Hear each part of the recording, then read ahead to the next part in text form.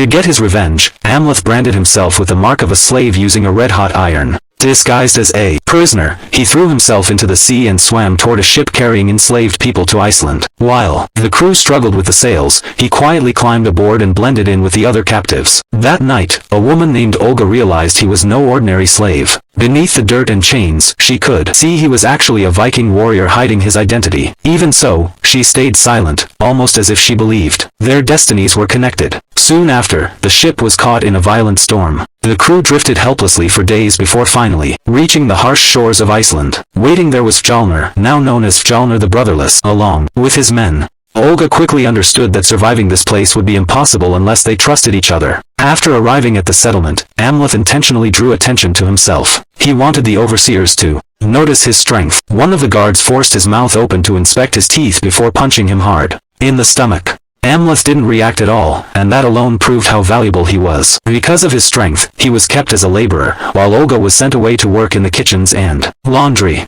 From that moment on, Amleth took on the harshest jobs imaginable. He hauled giant stones, cleared land, and worked without rest. But revenge kept him moving forward. Every painful moment was part of a much larger plan. As he worked, he secretly studied the settlement and memorized everything around him. Then one day, through the window of a house, he finally saw Fjalnir being cared for by Queen Gudrun, his own mother. Even then, Amleth held himself back. He knew that rushing in blindly would only get him killed. Following the guidance of a mysterious seer, he went searching for a weapon connected to his destiny, a cursed blade known as Draugr. That night, he entered a hidden burial mound deep underground. Inside, he discovered a corpse sitting on a throne with the sword resting in its hands.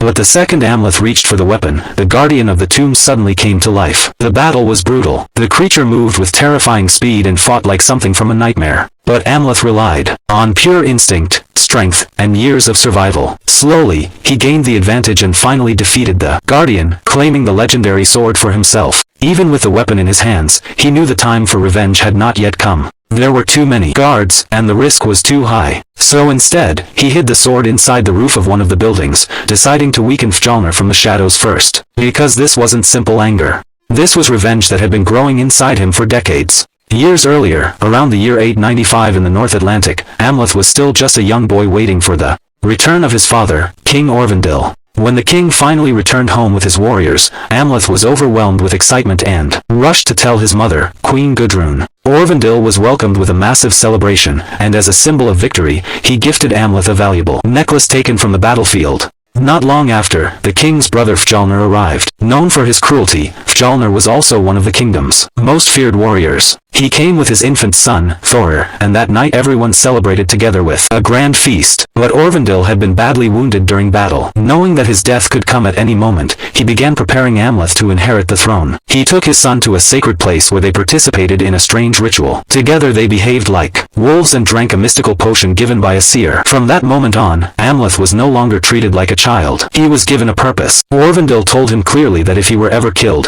Amleth must avenge him or live forever in dishonor. As part of the ritual, Amleth touched his father's wound and experienced a vision of the kings who came, but suddenly, mounted warriors attacked from a distance. Arrows rained down everywhere. Orvandil ordered Amleth to run while he stayed behind to fight. Hidden nearby, Amleth could only watch as his father was surrounded. The attackers wore masks, but their leader finally revealed himself. It was Fjalnir. The betrayal was real, and it had been planned all along. Even in his final moments, Orvandil showed no fear. He cursed Fjalnir, warning him that the stolen throne would never last and that his death would one day be avenged. Without hesitation, Fjalnir killed his own brother. After Orvandil's death, his followers immediately switched their loyalty to Fjalnir, praising him as the new king. Then Fjalnir gave the order to hunt down and kill Amleth. And this is where the Real story begins. This is the Northman. Hearing his uncle's command, Amleth hid inside a small hole to avoid being discovered. But he was eventually found and nearly killed. Still, even as a child, he fought back like the son of a king. With a quick strike, he sliced open a soldier's nose and escaped. When he returned to the kingdom, everything had already changed. His father's loyal followers were gone,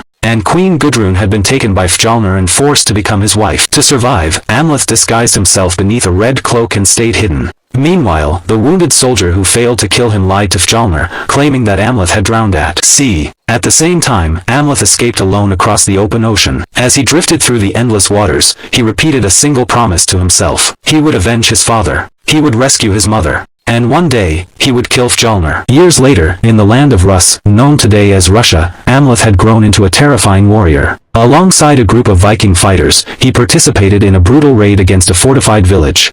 Without hesitation, they climbed the walls, slaughtered the defenders, and burned everything in their path. Among all the warriors, Amleth stood out the most. Years of pain, survival, and training had transformed him into something relentless. That night after the battle, Amleth sensed something strange coming from one of the houses. Inside, he encountered a mysterious seeress who reminded him of the vow he had made long ago: avenge his father.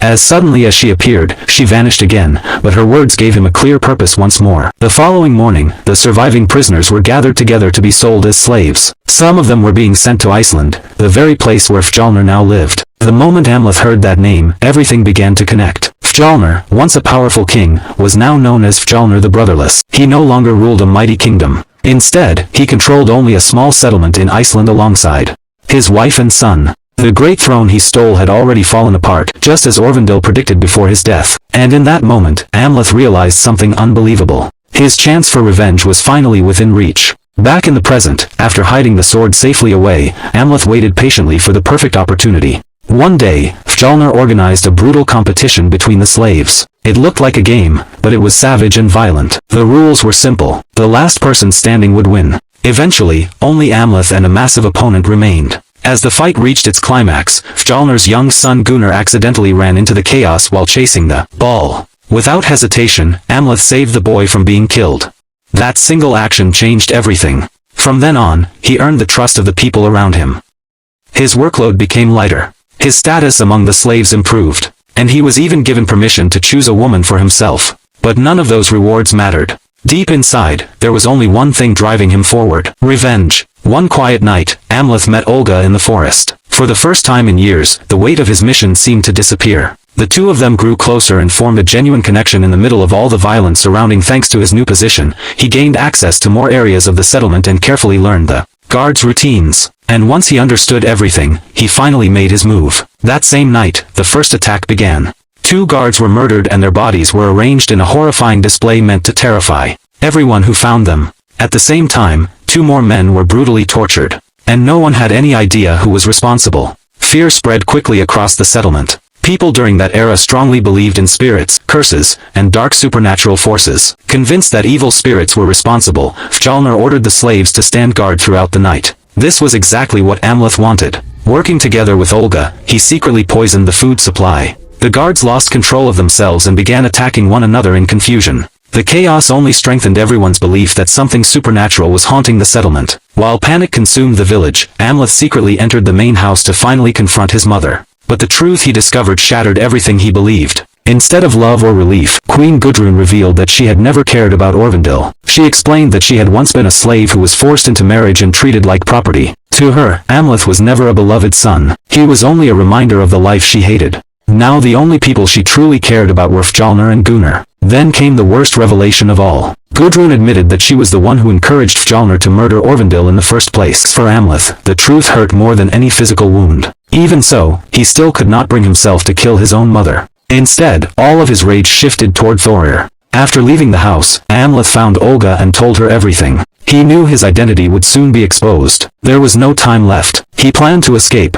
but not before destroying everyone responsible for ruining his life. The next day, Fjolnir discovered the body of his eldest son. His heart had been removed. Gudrun finally revealed the truth. This was not the work of spirits. Amleth was alive, and he had been hiding among the slaves the entire time. Enraged, Fjolnir began killing slaves at random while searching for anyone connected to Amleth. Eventually, he learned that Olga had been helping him. Just as Olga was about to be executed, Amleth appeared and launched a desperate attack. But he was badly outnumbered. He was quickly beaten down and forced to his knees while Olga escaped. From there, Amleth endured brutal torture. Fjolnir demanded to know where his son's missing heart had gone. But no matter how much pain he suffered, Amleth refused to speak. And as long as Amleth stayed silent, Fjolnir could not bring himself to kill him. That night, Fjolnir held a funeral ritual for his son. As part of the ceremony, a young girl was sacrificed. When the ritual ended, Fjolnir prepared to execute Amleth. But before it could happen, Amleth escaped with Olga's help. At that moment, Olga finally revealed the truth about herself. She was not just a slave. She was also a sorceress. She took Amleth to a mystical place where his wounds healed with unnatural speed. For the first time, Amleth began questioning the path he had followed his entire life. he realized that continuing his revenge could destroy Olga as well. So he decided to leave everything behind and escape with her. While sailing away together, Amleth kissed the wound on Olga's neck. And suddenly, he experienced another vision. He saw the future of his bloodline. A vision of the royal tree of Valhalla. In that moment, he understood that his legacy would continue through twin children born from Olga. Overcome with emotion, he learned that she was pregnant. But the vision also brought him a terrifying realization. As long as Fjallnir remained alive, Olga and their children would never truly be safe. And because of that, Amleth made his final decision. He would return and finish what he started. Even though Olga begged him not to go, his resolve never changed. He gave her his necklace, shared one final moment together, and turned back toward Fjallnir's stronghold. When Amleth returned, he showed absolutely no mercy. One by one, the guards were slaughtered. At the same time, the enslaved people were finally set free. Realizing the danger, Fjallnir ordered his family to flee. But Gudrun and Gunnar chose to stay behind and fight. Both of them were killed by Amleth. Seeing his family dead, Fjallnir carried their bodies away and challenged Amleth to one final duel at a place known as the Gates of Hell. Meanwhile, the freed slaves burned the entire settlement to the ground. The final battle had finally arrived. Amleth climbed the mountain and discovered the bodies of his mother and Gunnar lying near the base. Despite everything they had done, he still gave them one final moment of respect before moving on. Now with nothing left to lose, he entered the heart of the volcano and faced Fjallnir. The battle was savage. Amleth was already badly wounded and pushed far beyond his limits. Even after taking multiple strikes, he refused to fall. Using the last of his strength, he continued fighting until he finally struck Fjallnir down. But at the exact same moment, Amleth himself was mortally wounded. As he lay dying, he saw one final vision. Olga and their children, safe, alive, and finally beyond the reach of his enemies. After a lifetime filled with pain, sacrifice, and vengeance, the son of King Orvandil had finally fulfilled his destiny. His revenge was complete, and his bloodline would continue on into Valhalla.